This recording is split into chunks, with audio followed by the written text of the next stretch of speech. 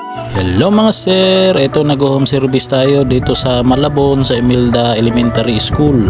Issue niya mga sir is panel, ayan po, guhit-guhit, 55 po yan na TCL, ayan, yan po ang i-repair natin. So ayan, na-trouble po natin. Ang issue niyan is panel dyan sa banda sa may side ang may problema, ayan po. Nagawa na po natin dyan. Yan, sobrang linaw din. Yan po, obserbahan na lang po natin yan. Yun, ayan, may tama dyan po banda sa may side na yan. Yan po, may shorted po, may sunog na yung glass sa may glass panel nya sir. Kaya yan, dyan po nakalagay dyan sa may room. Yan po, nasa school po ako ng room. Ayan.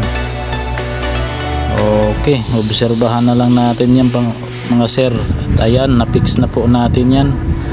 Okay, nagawa natin dyan mga sir. Kaya dyan sa mga magpapa-home service na ganun ang issue, PM lang po kayo. Pupuntahan namin yan para magawa natin. So depende sa pagsira. Yan po, salamat.